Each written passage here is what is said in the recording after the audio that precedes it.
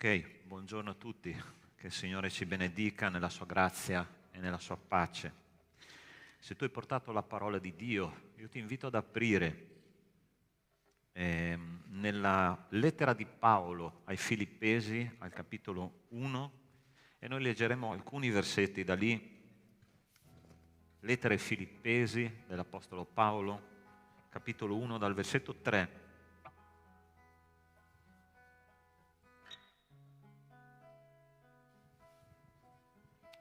Filippesi capitolo 1, versetto 3, dice così: Io ringrazio il mio Dio di tutto il ricordo che ho di voi e sempre, in ogni mia preghiera per tutti voi, prego con gioia, a motivo della vostra partecipazione al Vangelo, dal primo giorno fino ad ora.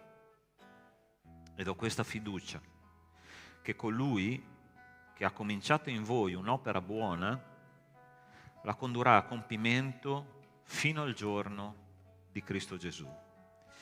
Questo bellissimo testo che Paolo, questa apertura che Paolo registra nella lettera a questa chiesa, alla chiesa di Filippi, questa è definita dai teologi la lettera della gioia, ossia la lettera che esprime tutta questa gioia che Paolo aveva dentro di sé quando pensava alla chiesa di Filippi.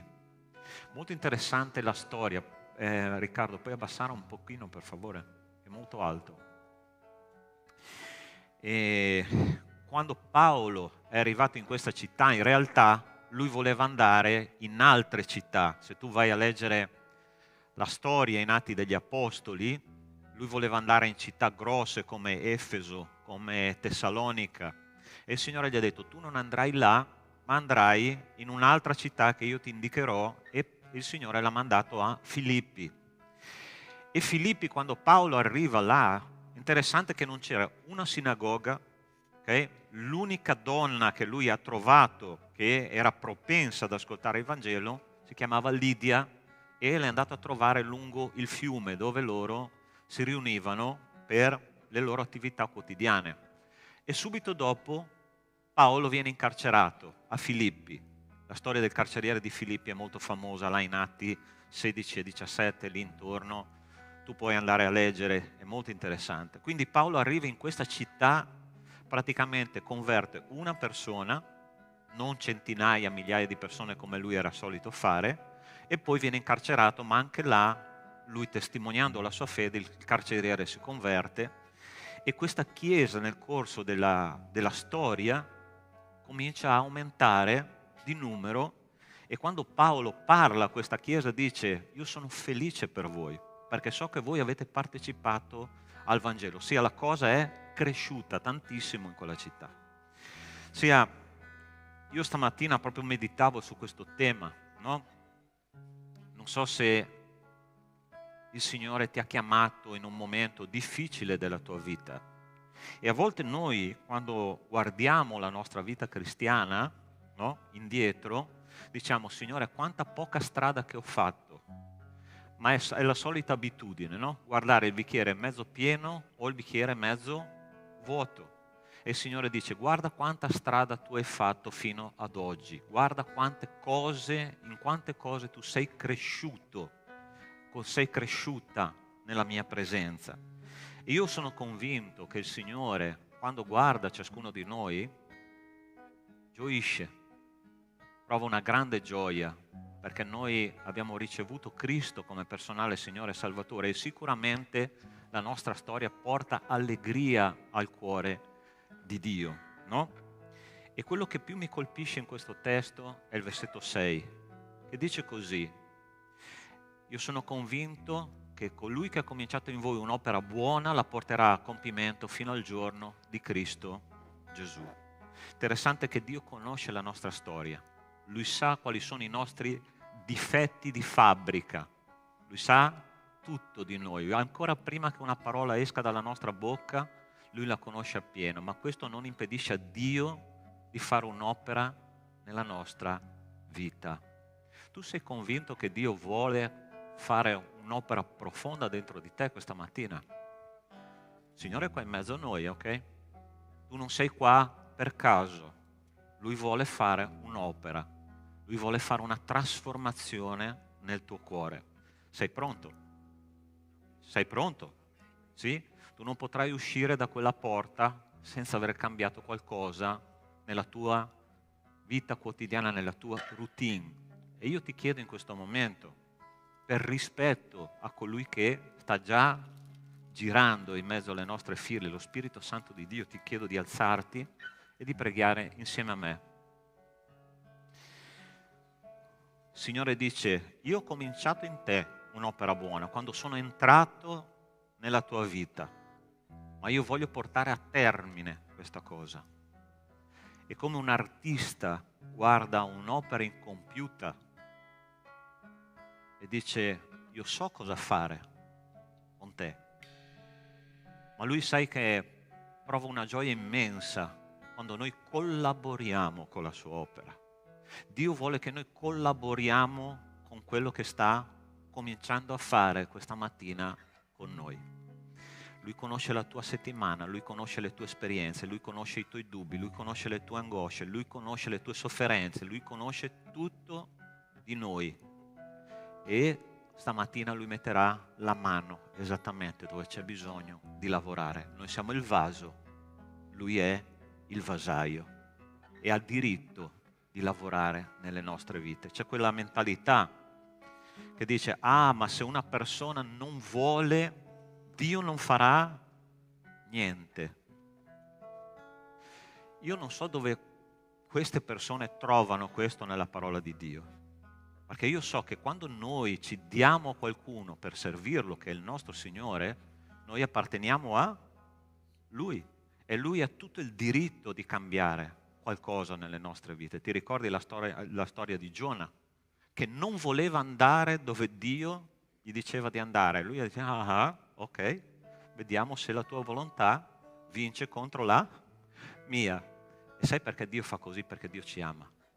Dio vuole modificare qualcosa perché noi possiamo stare più vicini a Lui. Sei pronto stamattina? Io voglio pregare insieme a te per cominciare questo culto. Nostro Dio, nostro Padre, io ti ringrazio perché siamo qua, Signore, nella tua presenza e sappiamo, Signore, che i tuoi angeli sono attorno a questa chiesa, proteggendo il culto, proteggendo, Signore, la tua chiesa, il tuo popolo, la tua famiglia che è qua riunita. Signore, nel nome di Cristo Gesù, io ti chiedo che tu possa, con tutto, Signore, l'amore che tu hai per ciascuno di noi, aiutarci, Signore, a stare più vicini a te, a sottometterci, Signore, alla tua opera questa mattina, a stare, Signore, attenti a quello che tu ci dirai, perché tu vuoi fare un cambiamento in noi. A volte sono cambiamenti piccoli, ma significativi, a volte sono cambiamenti profondi, ma quello che serve, Signore, è che noi diciamo sì. Sappiamo, Signore, che la tua opera andrà a buon fine in ogni caso, ma noi vogliamo collaborare con te, Signore. Dici cosa noi dobbiamo cambiare. Aiutaci ad avere un cuore disponibile per te, Signore, per la tua opera. E ti chiediamo tutto questo nel nome di Cristo Gesù. Amen e amen. Lascia il tuo posto e vai a dare un saluto al tuo fratello, alla tua sorella. Dai una parola di benedizione a quello che non conosci, ok? Non restare lì nel tuo posto, perché il popolo di Dio è un popolo che benedice.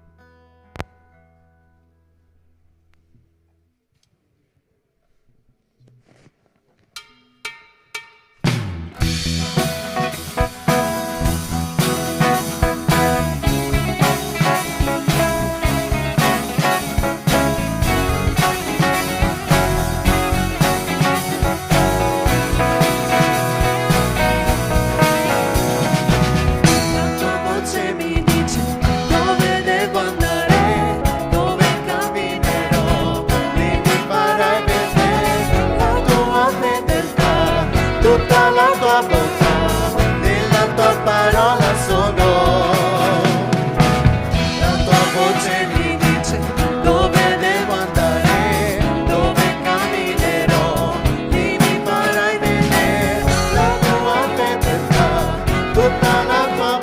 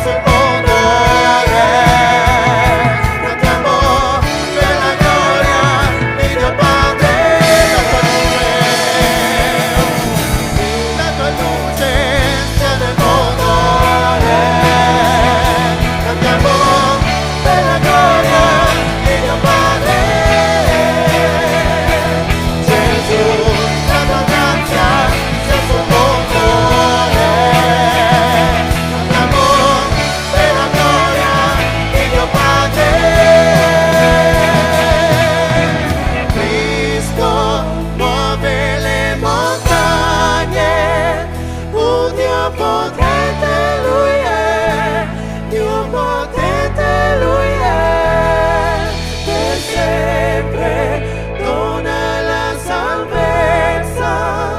Gesù la morte scacciò e vittoria ci dà.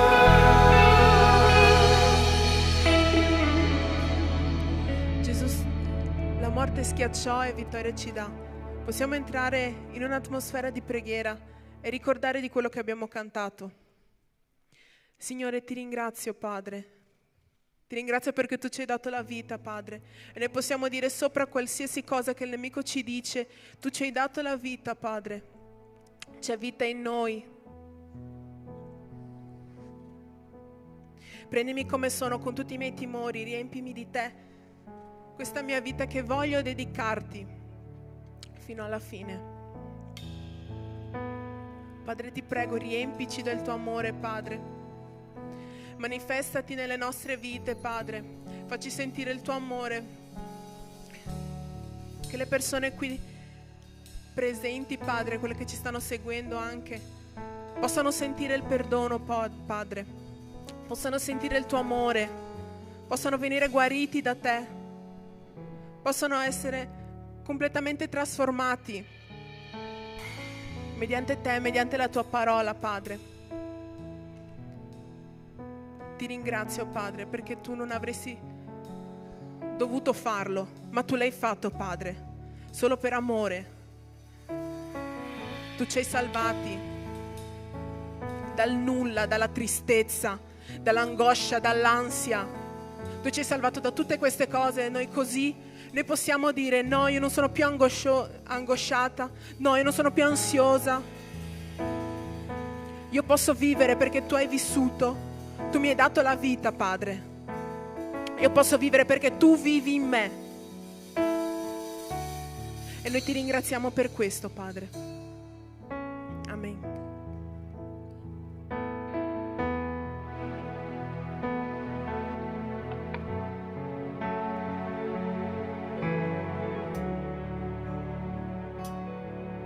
Tu che sei seduto sui cherubini,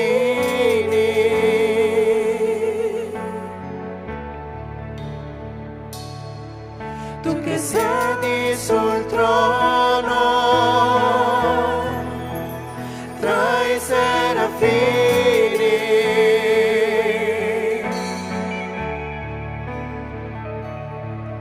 tu che sei acclamato dai tuoi angeli, vieni qui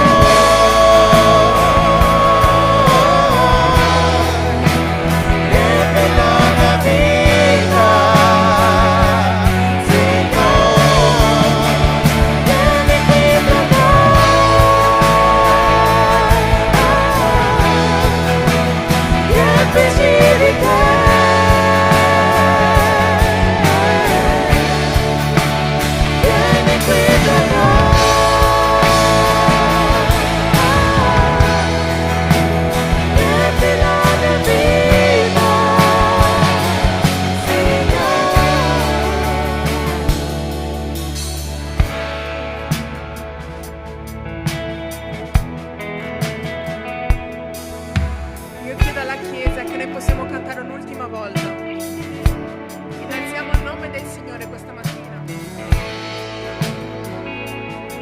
Vieni qui tra noi, riempici di te. Vieni qui tra noi, riempi la mia vita, Signore. Cantiamo. Solo la Chiesa.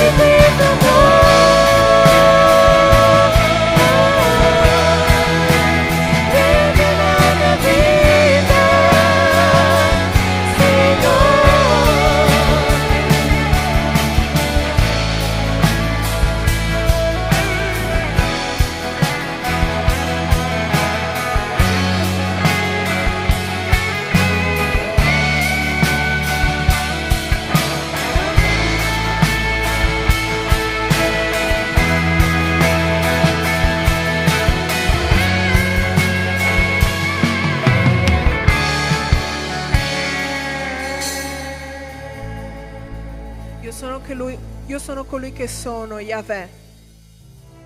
E gli ha guarito, Rafa, unico Dio, Elohim, Dio onnipotente, Shaddai. Che noi possiamo cantare la prossima canzone. Se tu credi che tu hai un Dio che ti può guarire, allora puoi cantare. Se tu credi questa mattina e sei venuto qui per essere guarito dal Signore, tu puoi proclamare il nome del Signore questa mattina, aprire completamente il tuo cuore a Lui, perché non è una semplice medicina, è colui che ti ha creato, Lui sa come sei fatto, sa che problemi ci sono all'interno del tuo cuore, soltanto Lui può guarirti, guarire completamente il tuo cuore. Non qualcosa fatto dall'uomo, ma qualcosa che era, è e sempre sarà. Cantiamo la prossima canzone, sottolineando Rafa, egli ha guarito. Amen? Amen, Rafa gli ha guarito. Cantiamo.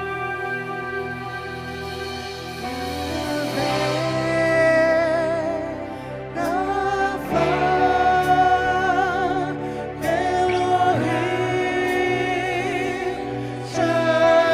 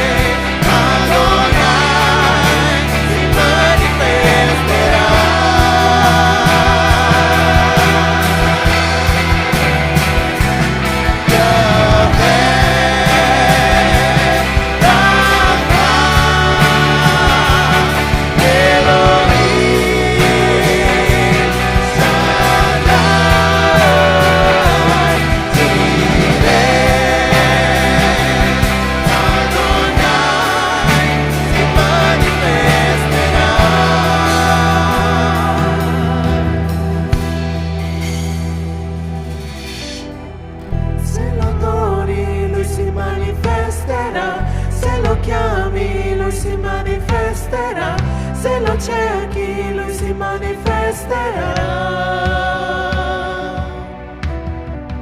Se lo adori, lui si manifesterà. Se lo chiami, lui si manifesterà. Se lo cerchi, lui si manifesterà. Se lo adori, lui si manifesterà. Se lo chiami, lui si manifesterà. Se lo cerchi, lui si manifesterà. Se lo adori, lui si manifesterà. Se lo chiami, lui si manifesterà. Se lo cerchi, lui si manifesterà. Yahweh si manifesterà. Jireh si manifesterà. Rafa si manifesterà. Si manifesterà. Yahweh si manifesterà. Jireh si manifesterà. Rafa si manifesterà. Si manifesterà. Yahweh si manifesterà. Jireh si manifesterà. Rafa si manifesterà. Si manifesterà. Yahweh, Rafa, Elohim, Shaddai, Jireh, Adonai si manifesterà.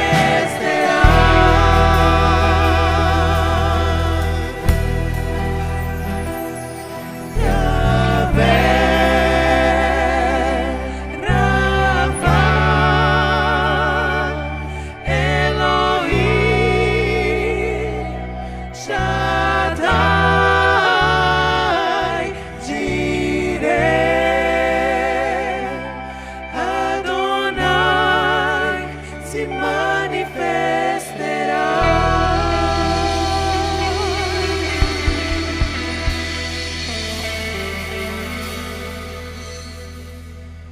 Padre, noi sappiamo che tu ti manifesterai, Padre, ti sei manifestato, continua a manifestarti sempre, Padre. Io ti chiedo di guarire i cuori delle persone che sono qui presenti, Padre. Ti chiedo di dargli conforto, ti chiedo di incollare i pezzi del loro cuore, Padre, che sono dappertutto, Padre. Ti chiedo di guarire queste persone, Padre. Ti chiedo di dargli conforto, dargli riposo, Padre, nelle tue braccia. Ti prego, Padre. Ti prego che loro, uscendo da questa porta, loro possano essere completamente guariti, ristabiliti, dicendo: sì, c'è vita in te, Padre. E continuare a lodarti, continuare a sorridere, ad essere felici nonostante tutto. Non guardando le circostanze, ma soltanto guardando te, Padre. Amen. Potete sedervi.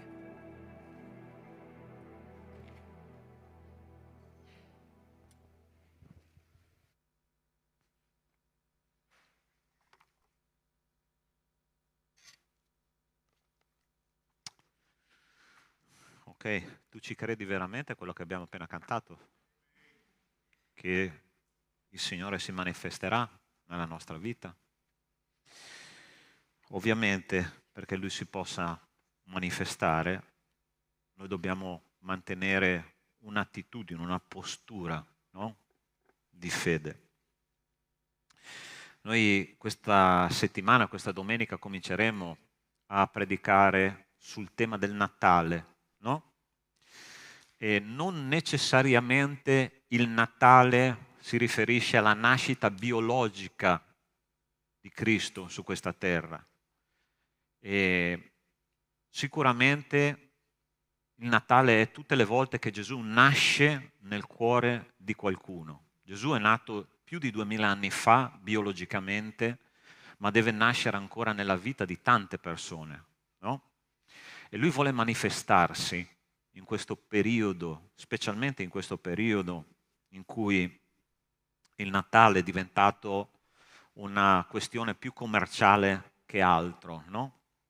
È interessante, non so se avete mai notato, la parola Natale in inglese è la parola Christmas, no? Christmas. E in questa parola c'è la parola Cristo, Christ, no? E attualmente addirittura per cancellare il nome Cristo hanno messo la X, si legge Xmas. Avete mai visto questa cosa? No? Molto interessante. Ossia, Cristo è scomparso proprio dal concetto di Natale, no? E quindi noi oggi cominceremo a meditare su questo tema del Natale. Il tema di oggi è Natale quando il malato viene sanato, quando il cuore dell'uomo viene sanato, quando il corpo di un uomo viene sanato, quando lo spirito, l'anima di un uomo viene sanata. Quando Cristo nasce nel cuore di qualcuno, la guarigione arriva. E noi vogliamo leggere questo testo che viene dagli Atti degli Apostoli al capitolo 3 e vedremo la storia di questo uomo che era un malato da quando era nato ed è stato guarito grazie al fatto che Cristo è entrato nella sua vita. Dice così il testo: Pietro e Giovanni salivano al tempio per la preghiera dell'ora nona, mentre si portava un uomo zoppo fin dalla nascita che ogni giorno deponevano presso la porta del tempio detta Bella per chiedere l'elemosina a quelli che entravano nel tempio. Vedendo Pietro e Giovanni che stavano per entrare nel tempio, egli chiese loro l'elemosina. Pietro con Giovanni, fissando gli occhi su di lui, disse: guardaci. Ed egli li guardava attentamente, aspettando di ricevere qualcosa da loro. Ma Pietro disse: dell'argento e dell'oro io non ne ho, ma quello che ho te lo do. Nel nome di Gesù Cristo il Nazareno, alzati e cammina. Lo prese per la mano destra, lo sollevò e in quell'istante le piante dei piedi e le caviglie gli si rafforzarono. E con un balzo si alzò in piedi e cominciò a camminare ed entrò con loro nel tempio camminando, saltando e lodando Dio. Tutto il popolo lo vide che camminava e lodava Dio. E lo riconoscevano per colui che sedeva a chiedere l'elemosina alla porta bella del tempio e furono pieni di meraviglia e di stupore per quello che gli era accaduto. Preghiamo che il Signore ci parli questa mattina. Nostro Dio, nostro Padre, noi siamo nella Tua presenza e crediamo, Signore, che Tu ti manifesterai in mezzo a noi. Ma, Signore, io ti chiedo di preparare i cuori di ciascuno di noi affinché, Signore, il Tuo Spirito possa seminare qualcosa di eterno dentro di noi, qualcosa che non verrà mai tolto, un seme che si spezza e che porta vita e vita in abbondanza. Te lo chiediamo nel nome di Cristo Gesù. Amen. Natale, quando il malato viene sanato. Allora, c'era un entusiasmo grande nella Chiesa, no? E Gesù era appena nato nel cuore specialmente dei discepoli, dei 12. E Pietro, nel capitolo precedente a questo testo, aveva predicato, vi ricordate chi era Pietro, no?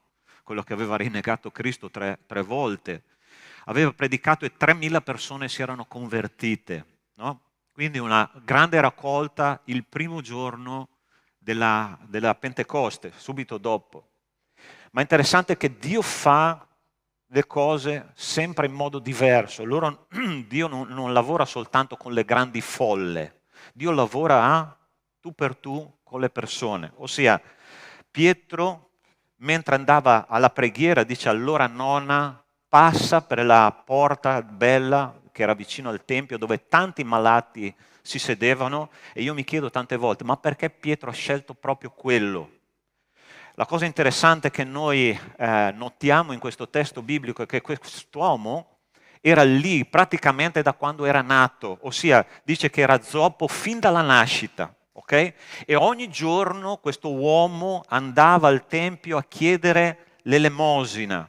Era una routine per loro e dice il testo che le persone lo portavano lì, lo appoggiavano, lui chiedeva l'elemosina, guadagnava da vivere in questo modo e ogni giorno tutte le stesse giornate erano uguali per lui, dipendendo dalle offerte, dalle elemosine, dalla bontà degli altri, lui viveva ogni giorno. La routine della vita, ogni giorno le stesse cose, ma lui non sapeva che qualcosa stava per cambiare in quel giorno. Dio ha scelto proprio quella persona perché tutti quelli che andavano al Tempio ogni giorno vedevano quell'uomo chiedere l'elemosina e qualcosa sarebbe successo di talmente grande nella sua vita che sarebbe diventato una testimonianza della parola di Dio in quel tempo. Allora sta attento, la routine della vita. Noi esseri umani ci piace la routine, ok? È inutile negarlo. Noi piace essere sistematici, avere tutte le cose al nostro posto. Allora ti faccio una domanda e voglio per alzata di mano. Okay? Chi è che mi ha fatto un trasloco in vita sua qua? Alzi la mano. Ok. Sta attento. Se c'è una cosa che gli psicologi dicono, questo non è uno scherzo, ok? Che dopo un trasloco c'è bisogno di qualche seduta per sistemare la testa, ok? Io l'ho fatto 8 anni fa da Treviso, ho detto Signore chiedo per favore che questa sia l'ultima volta perché non ce n'è più per nessuno. Sai, quando tu vedi arrivare tutti quei pacchi, no, impacchettati, quando tu cominci a montare gli armadi, ho detto Signore finisco fra 4 anni. Ma la cosa interessante è che non sono solo le cose da sistemare, è la nostra anima da sistemare. Noi dobbiamo cominciare a pensare in un modo diverso. Sono in un'altra città, sono in un'altra realtà, sono in un'altra chiesa, sono in un altro posto dove tutto è diverso da quello che conoscevo. Ed è così che funziona, cari miei. Nella vita di quest'uomo la routine era quello che lo teneva sicuro nella vita, era quello che lo teneva aggrappato alle cose che lui conosceva ogni giorno, ma qualcosa stava per cambiare nella sua vita. Allora sta attento, la nascita di Cristo è un cambiamento fondamentale nella natura di Dio. Sai perché? Perché Cristo, Dio, Spirito, che dice la parola di Dio, che non si aggrappò alla sua natura divina, diventa uomo, diventa carne, un Dio infinito che si mette in un corpo finito e viene qua a soffrire sulla terra per ciascuno di noi. È un cambiamento, sì o no? Lui ha rinunciato a tutta la sua gloria per venire a salvare l'umanità. Allora ti voglio dire una cosa, caro mio. Se tu vuoi che Dio si manifesti nella tua vita, Yahweh Rafa si manifesterà sì o no oggi? Allora bisogna fare un cambiamento. Smetti di aggrapparti alla tua routine quotidiana. Smetti di aggrapparti alla tua vita sistematica, perché quando entra Cristo, Lui vuole fare un cambiamento profondo nella nostra esistenza. Lui vuole cambiare qualcosa. Lui vuole modificare la tua anima, modificare il tuo modo di pensare, modificare il tuo modo di agire, modificare il tuo modo di sentire. Allora tu prova a immaginare uomini come Paolo Apostolo, che era la stella nascente del giudaismo antico. A un certo punto Dio l'ha preso e lui pensava e sapeva che sarebbe diventato il migliore, forse sarebbe diventato il sommo sacerdote, l'uomo più istruito nella legge di Mosè di quel tempo. Dio lo prende, la prima cosa che fa è diventa cieco. La seconda cosa che fa è, ah sì, tu eri perseguitore della Chiesa, adesso diventerai un perseguitato. C'è stato un cambiamento, sì o no? Ma attraverso il cambiamento dell'Apostolo Paolo, migliaia e migliaia di persone sono state convertite e ancora oggi noi godiamo di quella parola benedetta che l'Apostolo Paolo ha messo nella parola di Dio. 13 lettere lui ha scritto e oggi noi possiamo andare ad attingere alla sua saggezza. Perché? Perché nella sua vita c'è stato un cambiamento. Allora ti faccio una domanda. Tu vuoi che Dio si manifesti davvero nella tua vita? Allora la seconda domanda che ti faccio, può questo succedere se noi continuiamo con la nostra routine quotidiana? Sai che cosa Dio ci chiede oggi? Ci chiede di essere un uomo migliore. Ci chiede di essere un marito migliore. Ci chiede di essere una moglie migliore, un figlio migliore, un lavoratore migliore, un cristiano migliore, uno studente migliore. Perché? Perché attraverso quello che noi decideremo oggi di cambiare nella nostra routine, Dio si manifesterà nella nostra esistenza. Sai una cosa che io dico tutte le settimane al Signore? Signore, io sono stanco di leggere libri che parlano di te. Io sono stanco di sentire altri che mi parlano che c'è un Dio grande. Io voglio fare un'esperienza con questo Dio grande. Tu vuoi fare un'esperienza con questo Dio grande, sì o no? Quest'uomo stava cambiando la sua vita, ma lui ha deciso a un certo punto di fare un cambiamento. Allora sta attento a una cosa, la seconda cosa che ti voglio dire questa mattina. Perché se noi non cambiamo la nostra routine, se noi non cambiamo il nostro stile di vita, se noi non inseriamo qualcosa di più nel nostro rapporto personale col Signore, noi raccogliamo le briciole della vita. Allora sta attento. Guarda che cosa dice questo testo. Vedendo Pietro e Giovanni che stavano per entrare nel Tempio, egli chiese loro l'elemosina. Ed egli li guardava attentamente aspettando di ricevere qualcosa da loro. Tutta la vita aveva chiesto l'elemosina. Arrivano due apostoli che avevano dono di guarigione, avevano dono di far fluire la potenza di Dio attraverso di loro. E che cosa lui fa? Chiede ancora l'elemosina. Robe da matti. Allora sta attento come si pratica questa cosa nella vita di tutti i giorni. Allora noi abbiamo, come dicevamo, una routine. Abbiamo il nostro lavoro, abbiamo le nostre amicizie, abbiamo il nostro studio, abbiamo la nostra famiglia, abbiamo i nostri soldi da amministrare e tante volte noi chiediamo: Signore, benedici la mia giornata. È giusto o sbagliato chiedere questo? È giusto, chiaramente è giusto, non è sbagliato. Ma sta attento, adesso ti faccio un'altra domanda. Quando noi, invece solo di chiedere a Dio di benedire la nostra giornata, noi chiediamo a Dio di entrare nella nostra giornata, è diverso? Sì o no? Ti ricordi cosa dice Apocalisse capitolo 3, versetto 20? Ecco, io sto alla porta e busso. Se qualcuno ode la mia voce, apra la porta, io entrerò e cenerò con lui e lui cenerà con me. Allora, questo versetto è il più male interpretato della parola di Dio. Sai perché? Perché noi questo versetto lo usiamo per le persone che si devono convertire. Ma se tu vai all'inizio della lettera di Laodicea, che è Apocalisse capitolo 3, la parola di Dio dice all'inizio, dice alla chiesa, all'angelo della chiesa di Laodicea. A chi sta parlando? A credenti o non credenti? A credenti. E il Signore dice: fammi entrare nella tua giornata, perché altrimenti continuerai a chiedere l'elemosina spirituale e io voglio che sia qualcosa di completamente diverso per te. Entra, Signore, e benedici la mia giornata, ma stai lì con me. Quando io faccio i viaggi per andare a Belluno, a Padova, la prima cosa che faccio quando mi siedo in macchina e dico: Signore, vieni qua e ragioniamo insieme. Entra, siediti su questo sedile, per favore, e ragioniamo insieme. Sai perché? Perché questa fa una grande differenza.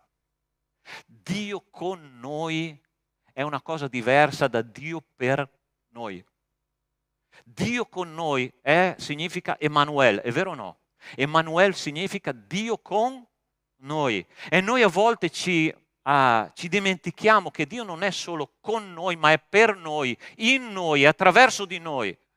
E noi dobbiamo chiedere al Signore di sedersi lì e di benedire la nostra giornata, ma che Lui faccia parte della nostra giornata. È tutto diverso. Altrimenti continueremo a chiedere l'elemosina. Noi vogliamo le benedizioni di Dio, ma non vogliamo il Dio delle benedizioni. Qual è delle due cose che tu vuoi? Grazie Pietro. Questo è il mio elettore preferito.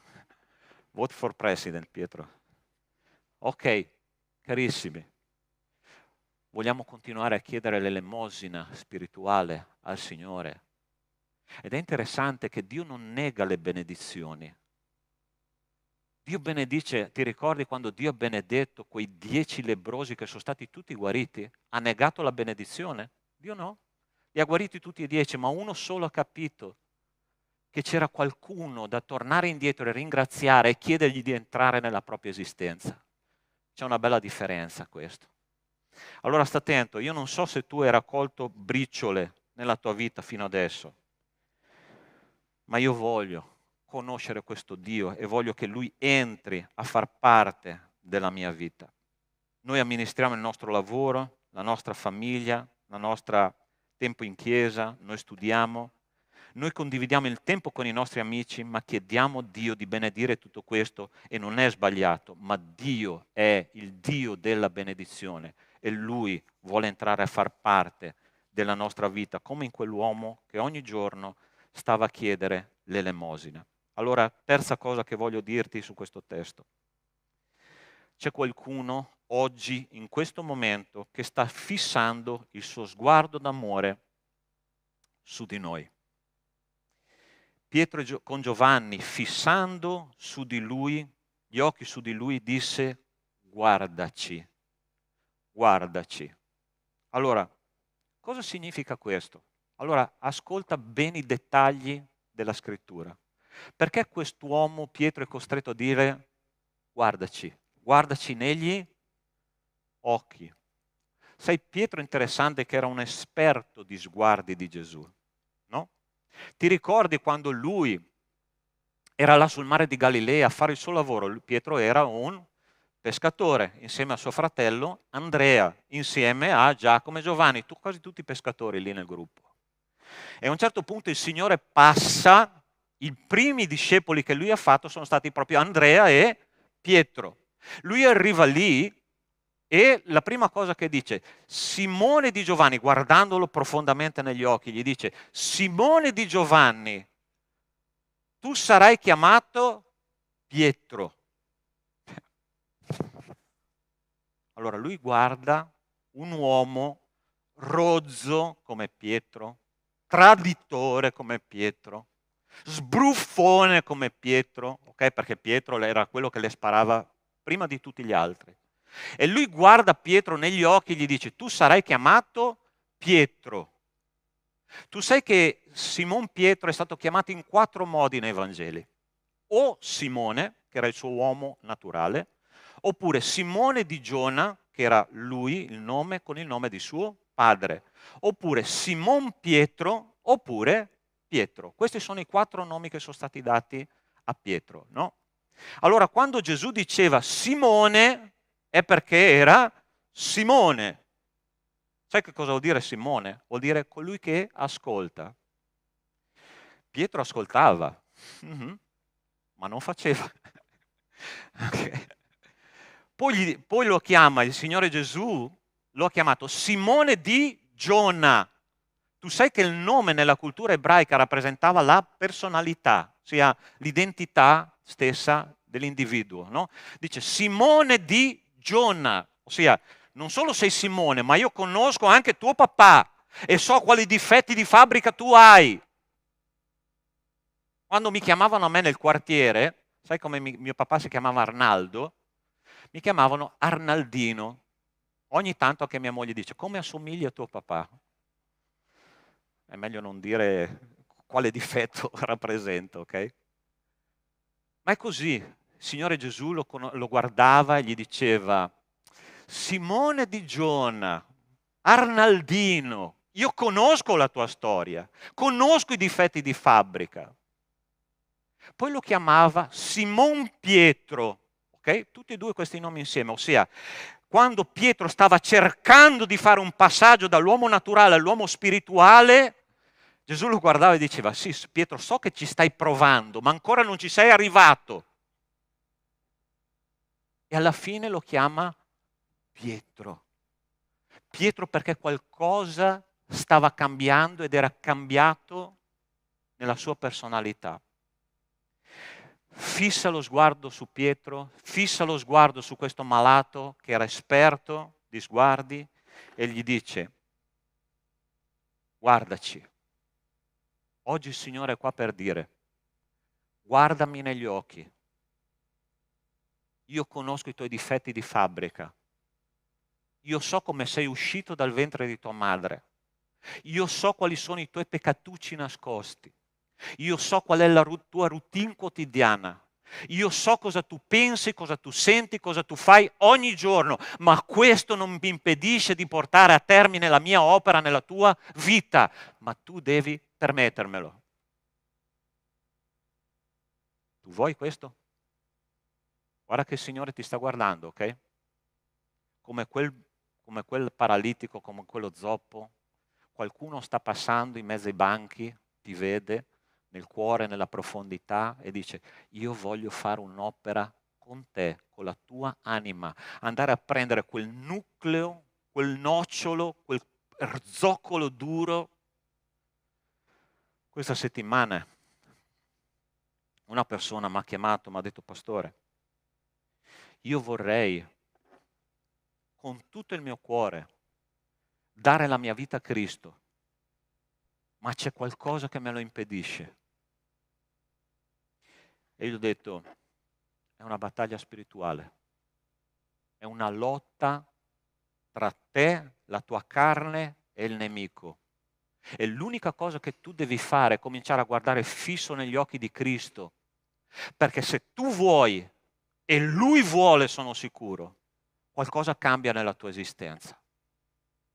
Fratelli, noi non possiamo fare la stessa vita tutti i giorni. Quando Cristo ci guarda e ci chiede di fare un cambiamento nella nostra esistenza, noi non possiamo resistere, perché se noi resistiamo, Lui lo farà lo stesso, ma ci sarà più sofferenza. Un giorno, mi ricordo qualche anno fa, quando sono andato all'ospedale, ho avuto una crisi di tachicardia, no? E nel mio letto a fianco c'era un ragazzo che ovviamente, chiaramente aveva problemi con la tossicodipendenza, no? E era andato in ospedale perché si sentiva male, chiaramente. E i dottori dovevano fare un intervento con dei medicinali, ma lui non voleva questi medicinali. È interessante quando 4 infermieri, no? muscolosi che sembravano usciti da una palestra bodybuilding, l'hanno fermato e gli hanno detto: adesso tu fai quello che noi ti diciamo. Allora sta attento. Pastore, che cosa ci stai dicendo? Che Dio ci obbligherà a fare quello che noi non vogliamo? Allora sta attento a una cosa. Tu pensi che il Signore rifiuti o rigetti il suo posto di Signore nella tua vita solo perché tu non vuoi? Lui lo farà lo stesso, in un modo o nell'altro. Quando noi diciamo che siamo servi del Signore, sai cosa vuol dire la parola servo nella parola di Dio? È scritto in greco, vuol dire schiavo. Schiavo significa colui che appartiene a qualcun altro che non ha nemmeno i sandali per i piedi. Noi abbiamo una casa, noi abbiamo una famiglia, abbiamo un conto in banca, abbiamo un lavoro, abbiamo la scuola, abbiamo tutto quello che vogliamo, ma tutto questo non appartiene a noi, appartiene al Signore. E l'Apostolo Paolo ha detto: per me il vivere è Cristo e morire è guadagno, nemmeno la mia vita mi appartiene. Ma se noi non crediamo questo, se noi crediamo meno, il Signore sarà sempre Signore nella nostra vita. E il Signore dice attraverso Pietro a quest'uomo: guardami, non abbassare gli occhi, io conosco la tua condizione. Conosco la tua schiavitù, conosco i tuoi peccati, la tua vergogna, la tua insicurezza, la tua angoscia. Alza lo sguardo perché io sto per darti la guarigione. Tu vuoi guarire?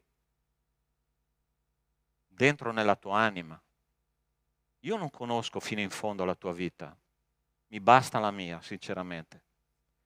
Ma Lui sa che dentro di noi c'è qualcosa che bisogna guarire. Qualcosa che bisogna cambiare. C'è qualcuno che sta fissando lo sguardo su di noi e ci vuole fare del bene.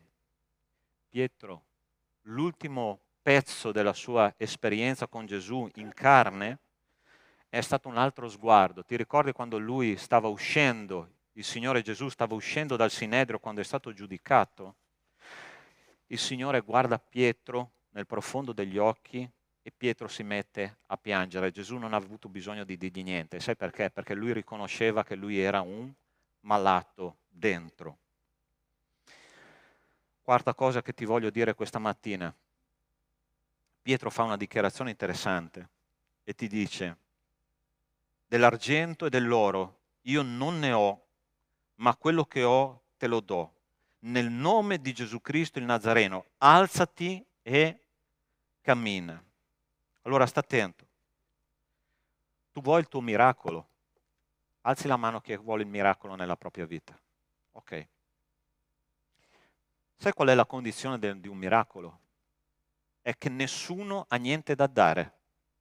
Ossia, umanamente parlando, non abbiamo nulla. E quando Cristo diventa il tutto della nostra esistenza. Quest'uomo che era seduto lì da tutta la vita e ogni giorno chiedeva l'elemosina, aveva qualcosa da dare? Niente. Aveva soltanto da chiedere. E Pietro arriva e dice: io non ho soldi, non ho denaro, non ho argento, non ho oro, ma quello che ho te lo do. Nel nome del Signore Gesù Cristo, alzati e cammina. Sai quando è che il miracolo si manifesterà nella nostra vita? Quando Cristo diventa il tutto della nostra vita. Quando noi diciamo: Signore, non ho altro sulla terra che te. Tu sei la mia ricchezza, tu sei il mio Signore, tu sei il mio Dio. Io non ho altro sulla terra che te. A volte noi lo diciamo con la bocca, ma con la nostra vita. La nostra vita a volte nega il fatto che il Signore è il Signore di tutto.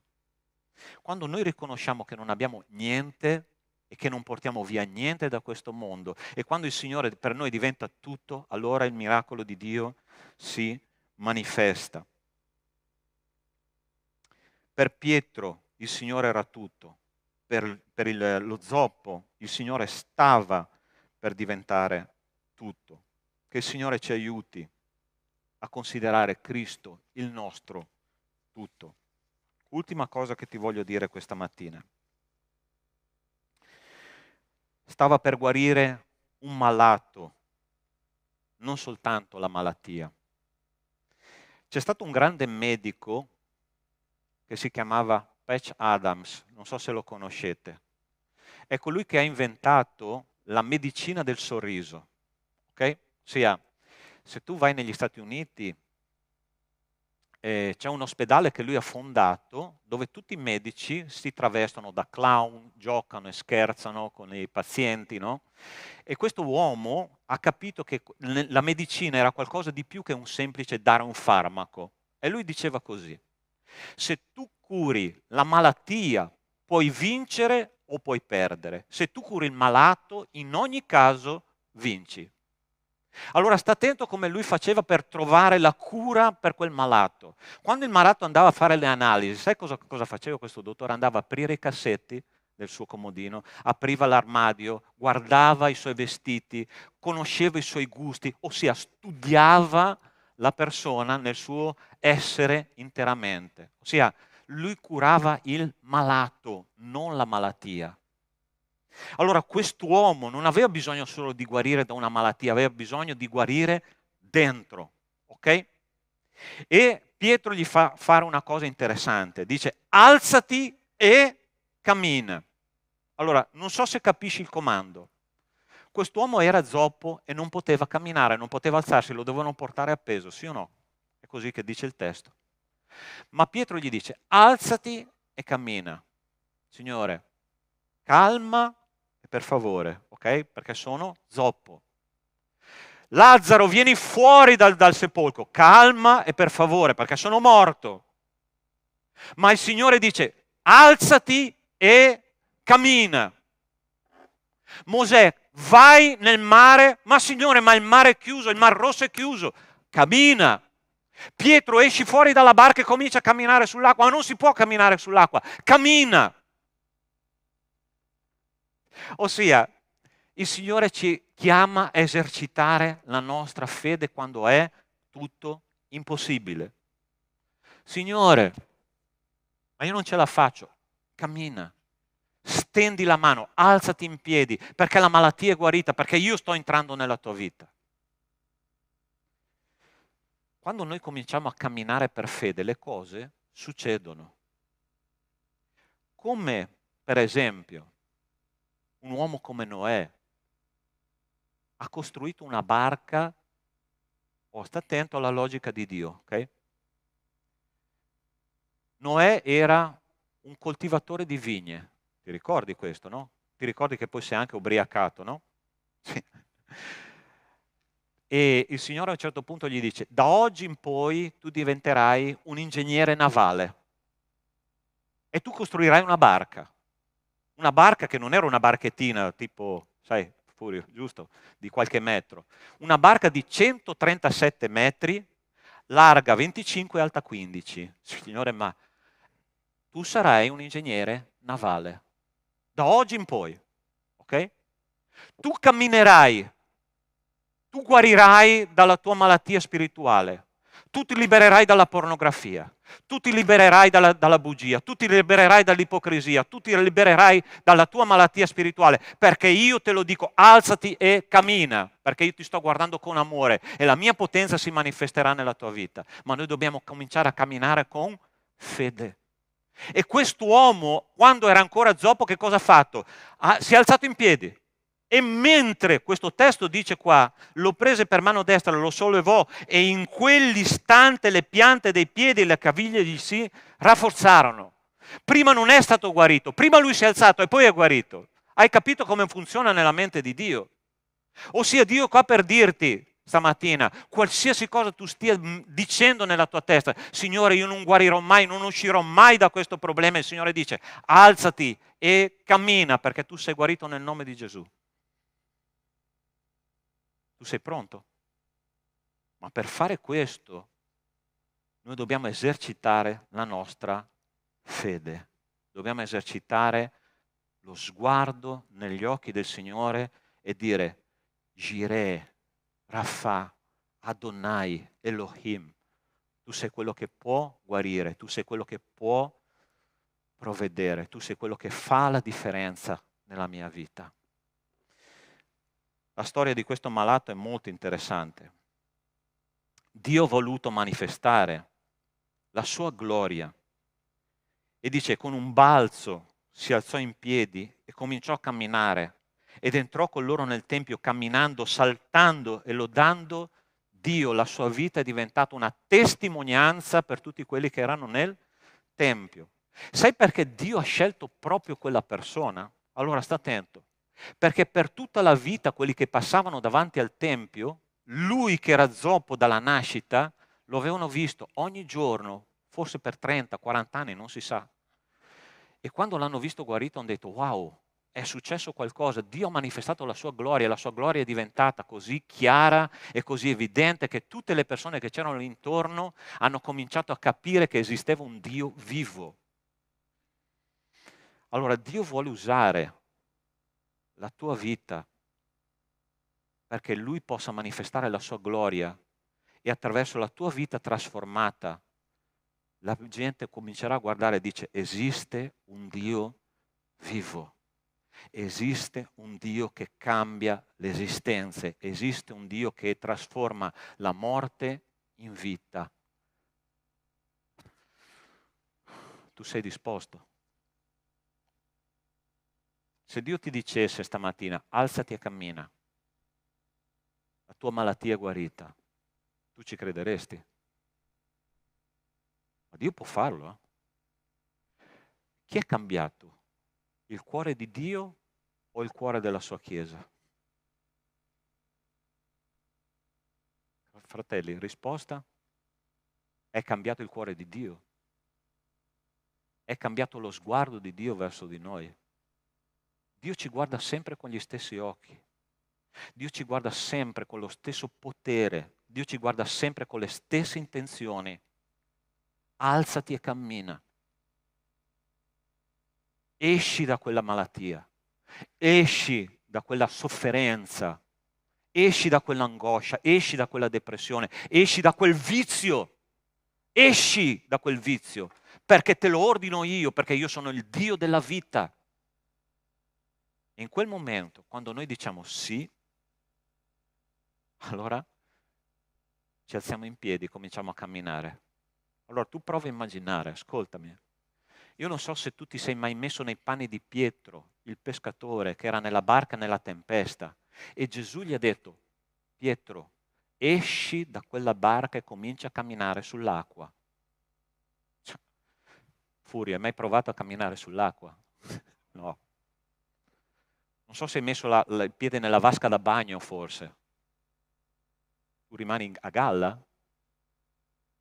Ma è Pietro che era un pescatore in mezzo alla tempesta, ha detto: Signore, se tu lo dici, io ci credo. E lui ha cominciato a camminare sui suoi problemi, sulle sue difficoltà, sulle sue angosce, sui suoi dubbi.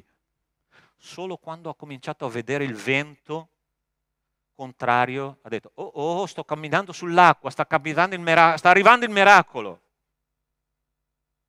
Ma sta attento a una cosa: il vento si può vedere. Il vento tu lo puoi vedere l'effetto del vento. E il diavolo ogni giorno tenta di metterci in testa che i miracoli di Dio oggi non possono più avvenire. Sai perché? Perché siamo diventati troppo razionali e lui vince la partita quando noi crediamo che Dio non può. Allora sta attento.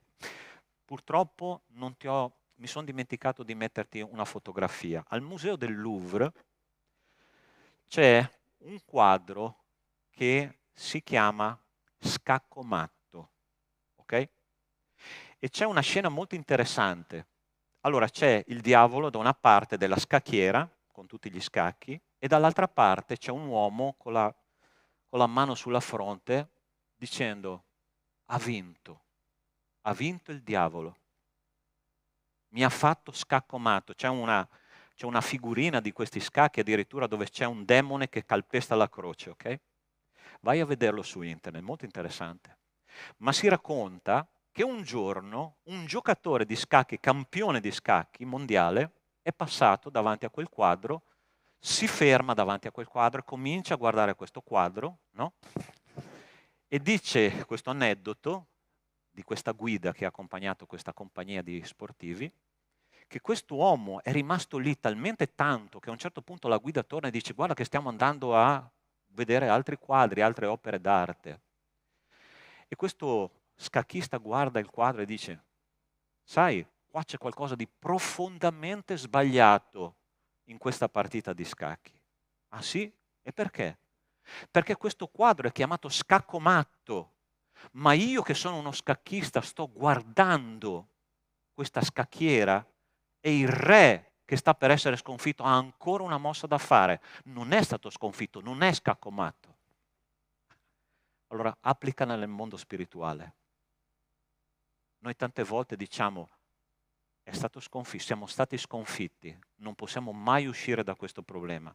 Sai che cosa qua per dirti, Signore, stamattina? C'è ancora una mossa da fare e quella mossa si chiama Cristo.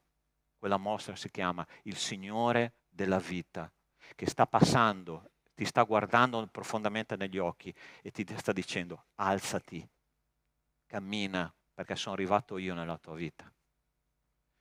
L'unica cosa che noi dobbiamo fare è girare il selettore da razionalità a fede. Signore, se tu me lo dici, io lo farò. Se tu me lo dici, il miracolo avverrà. Se tu me lo dici, io non ho dubbi che tu sei capace di fare quello che mi stai dicendo. Allora io ti voglio chiedere questa mattina: c'è qualcosa nella tua anima, nel profondo del tuo essere, che ancora è tormentato da dubbi, angosce, difficoltà, vizi? Il Signore è qua per dirti: alzati, cammina, perché io voglio fare un miracolo questa mattina nella tua vita. Io non so qual è la tua malattia, ma il Signore la conosce molto bene. E io vorrei pregare per te.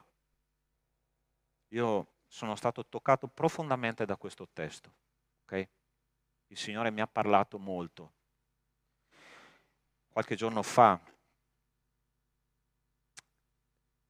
io ho detto al Signore: Signore, è impossibile. Una situazione che io sto vivendo nella mia vita personale, è impossibile. E la parola che Dio mi ha detto è: alzati e cammina, perché io lo renderò possibile. Ai tuoi occhi non è possibile, ma ai miei sì. E io voglio manifestare la mia gloria attraverso la tua vita.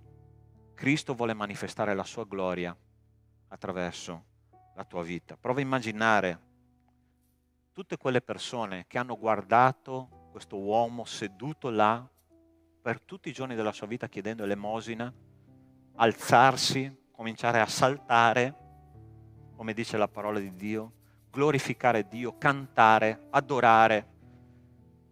Hanno detto, qualcosa è successo. Cosa è successo? Presentami quel Dio che ha fatto questo miracolo. La tua vita è stata cambiata da Cristo. Sai una cosa? Cambiata all'inizio non significa totalmente guarita. E Dio è qua per fare una guarigione completa.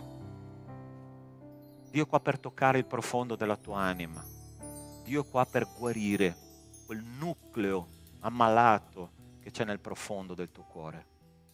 E io sono sicuro che il nostro Dio non è lo stesso ieri, oggi e sempre sarà uguale. La parola di Dio lo dice. Tu hai capito la parola di Dio questa mattina? Dio sta passando in mezzo alle nostre file. Lo Spirito Santo ci sta dicendo, voglio fare qualcosa con te. Guardami negli occhi. Chiudi i tuoi occhi in questo momento. Non guardare a quello che ti sta intorno. Prova a immaginare al tuo cammino cristiano fino ad oggi. Prova a immaginare a quante briciole, a quante elemosine tu hai chiesto al Signore. E il Signore ti dice, smettila di chiedere elemosine, perché c'è una tavola piena di cibi delicati, preziosi per te. Se noi vogliamo vivere una vita cristiana piena, dobbiamo considerare Cristo come il tutto della nostra vita. E quando Lui ci ordinerà, alzati, cammina, guarisci, noi non dobbiamo dire, Signore, è impossibile. Dobbiamo dire, Signore, è impossibile per me, ma assolutamente possibile per te. E io voglio chiederti questo. Il Signore ti ha parlato questa mattina? Se ti ha parlato, io voglio pregare insieme a te. E voglio chiederti che tu ti possa alzare in questo momento, perché voglio pregare insieme a te. Dio ti benedica là dietro. Amen, amen, amen, amen. Gloria a te, Signore. Che opera meravigliosa che il Signore sta facendo. Che opera fantastica che il Signore ci chiama a partecipare questa mattina. Allora guarda a quella sofferenza che è diventata routine nella tua vita. E stamattina il Signore vuol fare un cambiamento. Signore, io ti chiedo nel nome di Cristo Gesù che tu possa fare una guarigione profonda questa mattina e che tu possa, Signore, benedire il tuo popolo con la tua presenza nelle nostre vite, nelle nostre attività quotidiane. Signore, non vogliamo solo la benedizione di Dio, ma vogliamo il Dio delle benedizioni. Inserisciti, Signore, in ogni nostra attività, che possiamo uscire ripieni talmente tanto della tua grazia che questa settimana per noi sarà camminare sulle acque, sarà la vita in mezzo alla morte. Grazie, Signore, per averci scelto come tuoi testimoni. Grazie, Signore, perché possiamo tornare a casa con uno spirito completamente rinnovato da te. Nel nome di Cristo Gesù. Amen. Puoi dare un abbraccio alla persona vicino a te? Per favore. Digli, Dio ti benedica nel nome di Gesù.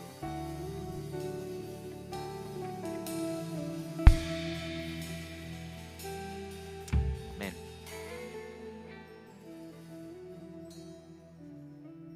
Amen. Chiedo ai diaconi, potete accomodarvi? Chiedo ai diaconi che sono incaricati della distribuzione degli elementi. Adesso faremo la nostra cena del Signore. E se tu hai deciso di partecipare, io ti invito a prepararti in questo momento cominciate a parlare col Signore. La parola di Dio dice che è un momento di esame personale, no? Noi dobbiamo esaminarci prima di prendere la cena del Signore. Pastore, posso prendere la cena del Signore se ho peccato? Basta che tu confessi. Pastore, posso prendere la cena del Signore se ho un'amarezza con un mio fratello? Vai da quel fratello, da quella sorella adesso, quando noi prenderemo la cena del Signore, e riconciliati con lui. Questo è il modo. Interessante che quando Gesù ha condiviso la cena del Signore, chi c'era tra i 12? Chi c'era tra i 12? C'era Giuda. Gesù gli ha offerto la cena del Signore, sì o no? Sì? Gli ha lavato i piedi, sì? Sai perché? Perché lui voleva salvare quell'uomo. E se tu vuoi salvare il tuo rapporto personale col Signore, è il momento giusto di confessare oppure di riconciliarti con il tuo fratello. Se tu hai deciso di condividere questo momento insieme ai tuoi fratelli, ti invito ad alzarti in piedi in questo momento e i diaconi passeranno a servirti. Quando hai ricevuto gli elementi puoi risederti, ok?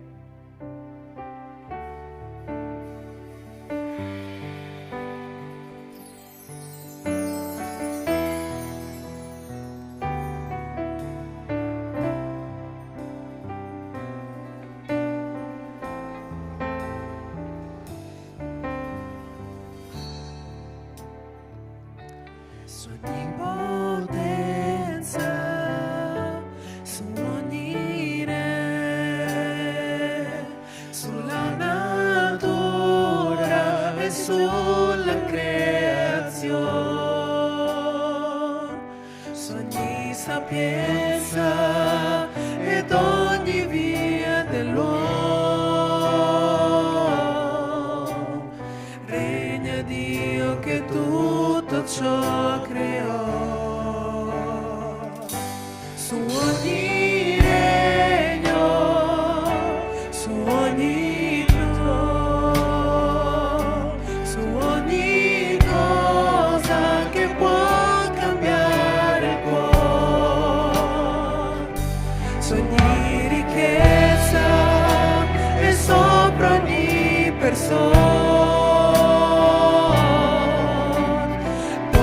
sia colui che degno è. Ei morì sulla croce di la vita sua, per me sacrificò una rosa calpestata fu.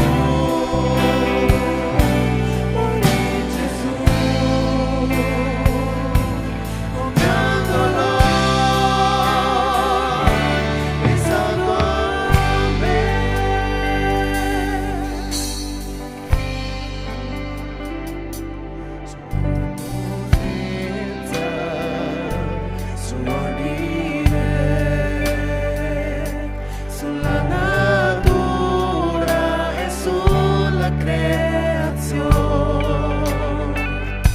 su ogni sapienza ed ogni via dell'uomo, regna Dio che tutto ciò creò. Su ogni regno, su ogni trono, su ogni cosa che può cambiare il cuore, su ogni ricchezza e sopra ogni persona, questo sia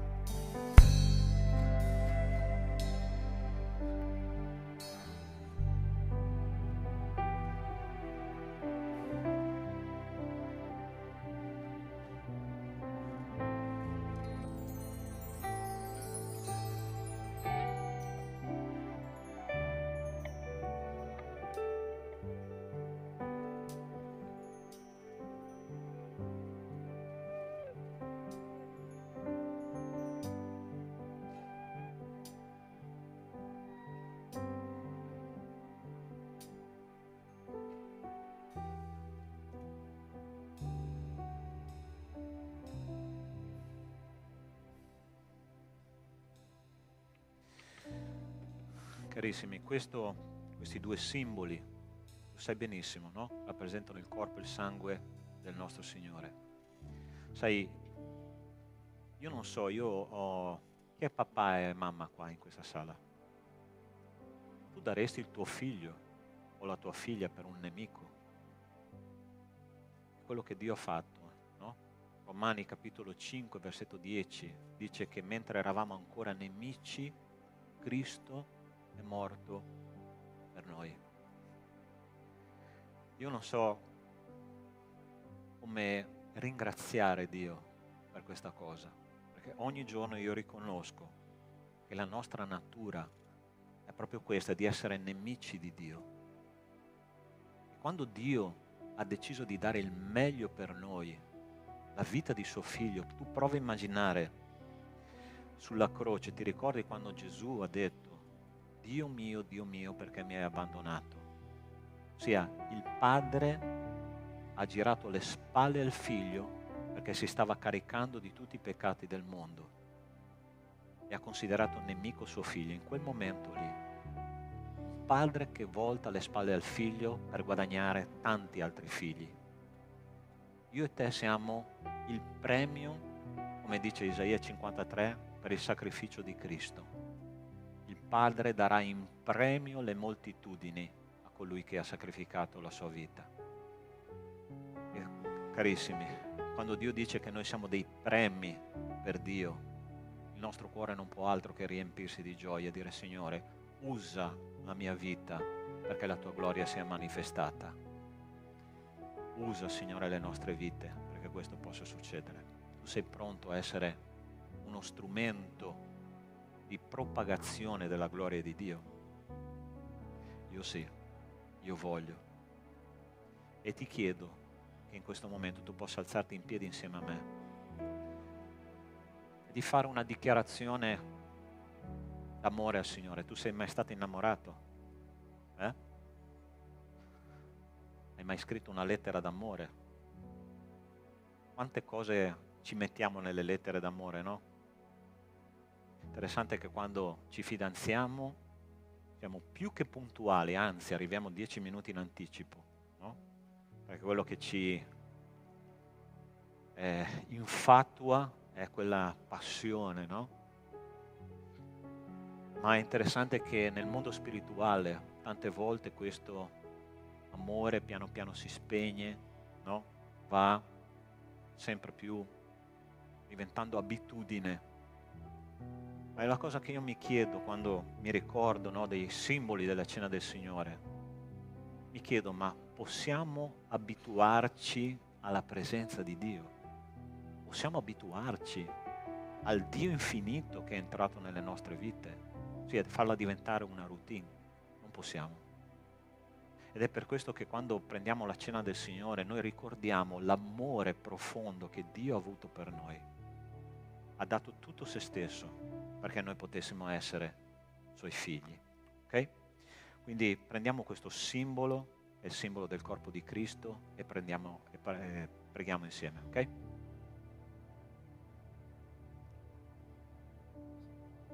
Nostro Dio, nostro Padre, grazie perché hai dato la vita del tuo Figlio perché potessimo essere salvi. Grazie per il corpo di Cristo spezzato sulla croce per ciascuno di noi. Perdona, Signore, i nostri peccati e aiutaci a essere santi come tu sei santo. Nel nome di Cristo Gesù. Amen. Amen. Adesso faremo una cosa, visto che non c'è il pastore Caio. Scambieremo i nostri calici l'uno con l'altro, ok? E daremo una benedizione ai nostri fratelli, perché il popolo di Dio è un popolo che benedice, ok? Lascia il tuo posto, scambia il tuo calice, dai una parola di benedizione al tuo fratello o alla tua sorella.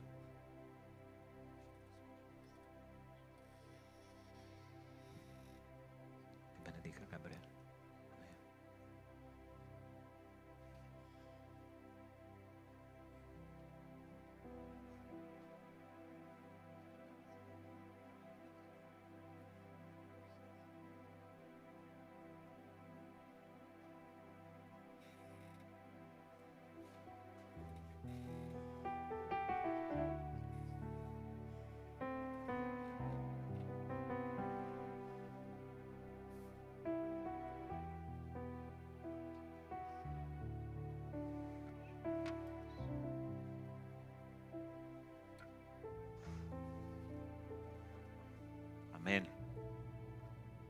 Che bello sentire la presenza del Signore in mezzo a noi. Che il Signore benedica veramente le nostre vite, individualmente e come comunità.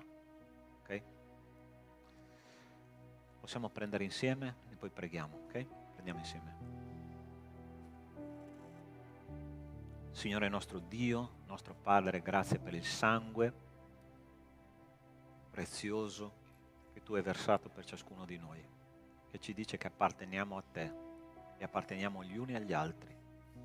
Benedici, Signore, la nostra comunità, la nostra famiglia, e che, Signore, quello che manca Tu possa aggiungere, quello che è in più Tu possa togliere, e che noi possiamo essere conformi alla santità di Cristo. Nel nome di Cristo Gesù. Amen. Amen. Sei pronto per lodare di nuovo il Signore?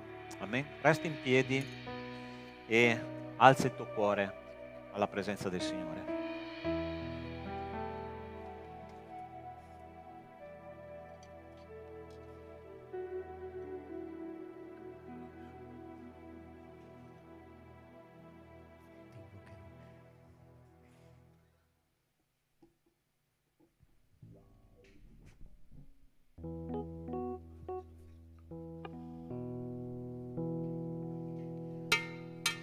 Ora avremo il nostro momento di offerta e vi invito a donare al Signore, vi invito a farlo con gioia. Se volete venire qua anche ballando non c'è nessun problema, però possiamo donare e ricordare questo, fare tutto questo con gioia e ricordando dove va. Amen. Dove camminerò, lì mi farai vedere la tua fedeltà, tutta la tua bontà, nella tua parola sono. La tua voce mi dice dove devo andare, dove camminerò, lì mi farai vedere la tua fedeltà, tutta la tua bontà, nella tua parola sono. Rinalzerò a te un altare, Signore, perché nella tua parola fiducioso sarò. La tua gloria, Signore, mi hai rivelato. Ti invocherò,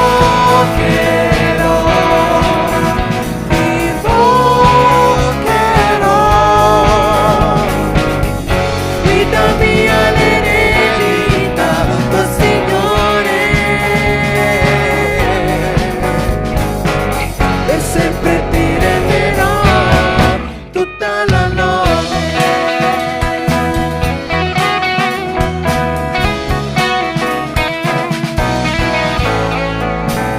La tua voce mi dice dove devo andare, dove camminerò, lì mi farai vedere la tua fedeltà, tutta la tua bontà, nella tua parola sono. La tua voce mi dice dove devo andare, dove camminerò, lì mi farai vedere la tua fedeltà, tutta la tua bontà, nella tua parola sono. Rinalzerò a te un altare, Signore, che nella tua parola fiducioso sarò.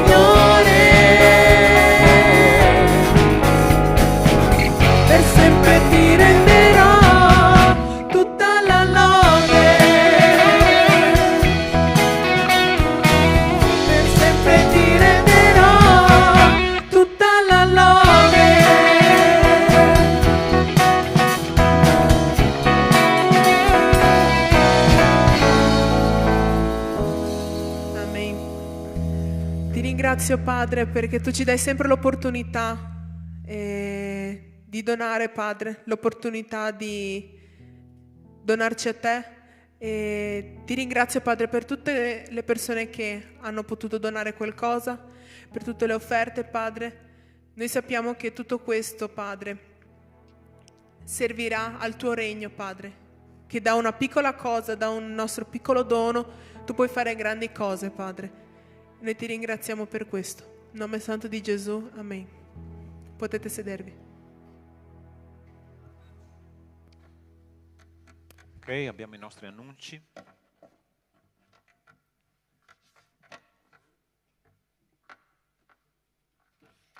Eccolo qua. Allora, alcune attività della nostra comunità importanti per la vita della nostra Chiesa. Allora, il primo più vicino è il nostro Christmas Party organizzato da giovani e adolescenti, ossia una festa evangelistica alla gloria e onore del nostro Signore. Ok? Qua alle ore 19, giorno 16 di dicembre, ossia sabato, fra 2 sabati. Ok?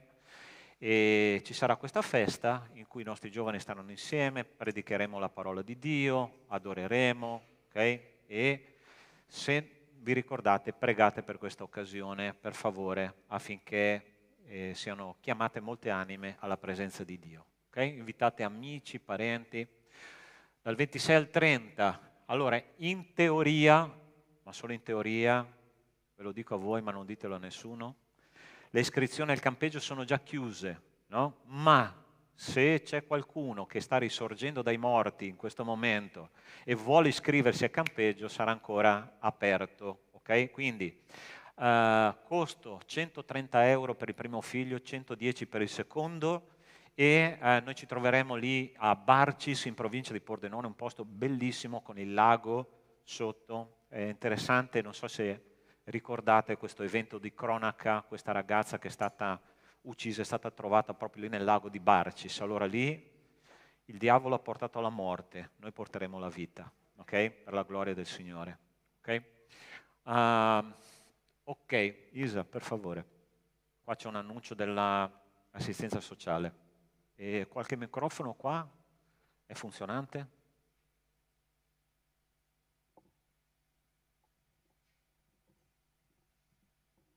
Non tirare troppo.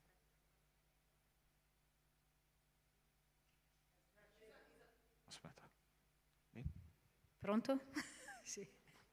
Ok, allora, non so se tutti siete a conoscenza che la nostra Chiesa ha questo Ministero di Assistenza Sociale. In cosa consiste? Consegnare pacchi alimentari e abbiamo anche del vestiario in buono stato. Da un po' di tempo il comune di Villorba ci ha passato dei nominativi di persone che hanno necessità, che stanno passando difficoltà qua nel comune.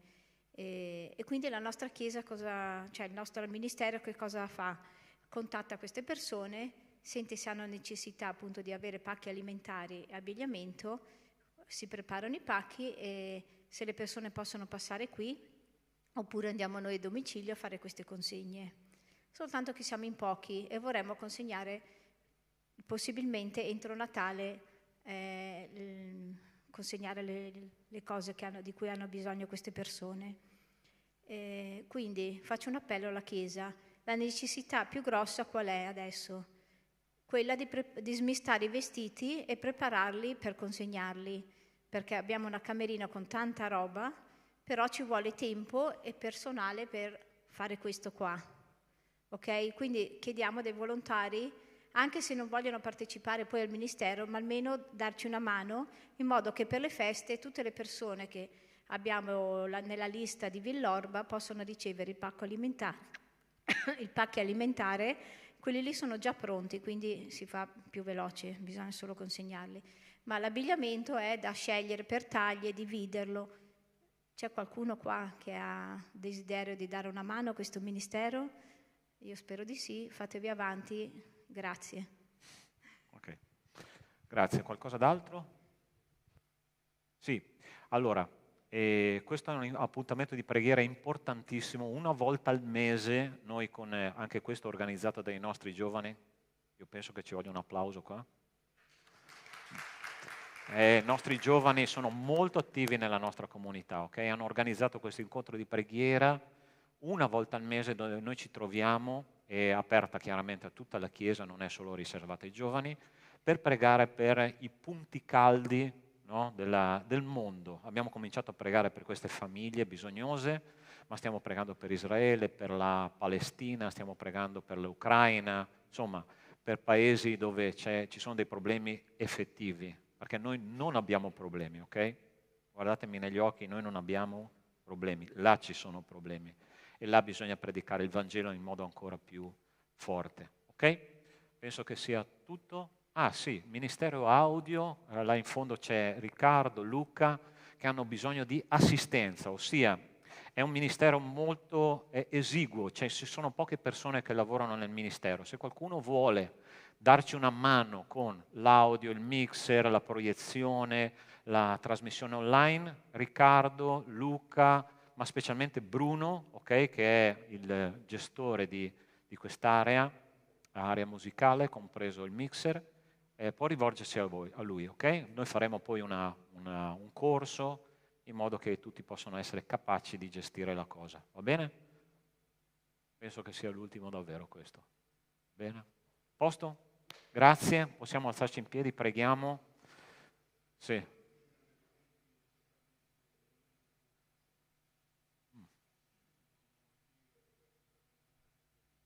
Ok, vediamo adesso il notiziario che cosa ci dice, magari la settimana prossima possiamo già o mandare nei gruppi un messaggio, ok? Signore nostro Dio, nostro Padre, ti ringrazio, ti benedico per quello che abbiamo vissuto stamattina nella tua presenza. E adesso che torniamo alle nostre case, ti chiedo che l'amore di Dio, nostro Padre, la grazia salvatrice di Cristo e le consolazioni dello Spirito di Dio con noi siano e con tutto il popolo di Dio, su tutta la terra, da oggi e per sempre. Amen. Buona settimana.